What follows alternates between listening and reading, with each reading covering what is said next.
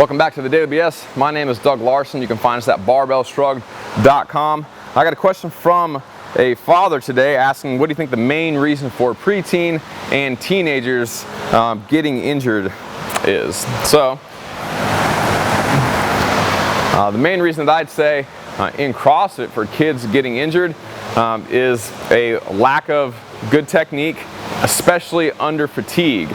Little kids or teenagers, especially guys, they love to go 100% full speed in a direction, and they don't care if they look sloppy or not. They just want to get a good score. So counterintuitively, potentially taking the competition out of CrossFit for kids that go a little bit too hard too soon can be a good thing. That way they're worried about actually being good and building the skills and building good technique, and they're not just trying to beat the other people in the class or just trying to beat their friends. So that's one thing you can do.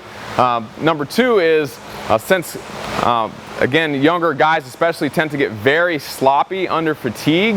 That's guys and girls. It's really anyone who's brand new to CrossFit. They tend to get very sloppy under fatigue. So when they're metconning, you got to really stay on them and either no-rep them or instruct them to take a quick break until they can get their technique back under control. Or you could intentionally program intervals where those breaks are already scheduled in the workout. Minute on, minute off, 2 minutes on, minute off, or any amount of intervals you could do. Tabatas are an easy one as well.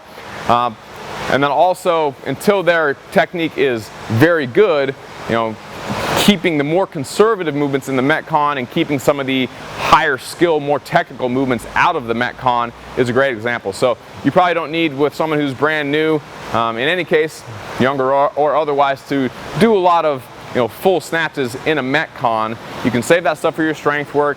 In the Metcon, you can do less technical stuff. You can do bodyweight squats and push-ups and ring rows and things that are a little bit harder to screw up, or if you do screw them up, it's not quite as detrimental and injuries are less likely to be a problem. The other thing you can do is for the strength work, with people that are brand new, you don't have to load them up to a truly maximal weight. They can still gain plenty of strength at sub-maximal load. So even if it's 50% of their true max, they can still get stronger using those lighter weights. So a lot of kind of practice reps or technique reps at a lighter weight can go a long way to build a good movement pattern and still build strength at the same time. That way, when they do go to something like the Metcon and they have more technical movements in the Metcon, they've done a lot of practice reps at a moderate load and they're used to doing things correctly, and then hopefully they can continue to do things correctly as they become fatigued. So stay on it. Always good technique. Make sure they have adequate mobility. The same stuff that you really should be doing with almost any CrossFitter of any gender or age. So technique and mobility go a long way. If you have more questions, you can go to the barbellshrugged.com website, click on the Ask a Question tab at the top of the page, or you can ask us questions on Twitter at Barbell Shrugged or on the Facebook page, facebook.com/Barbell Shrugged Podcast. If you like this video or any of our other videos, make sure to share it on your Facebook wall by clicking share and then the Facebook icon, and then also like it. Thanks, Truck Thugs.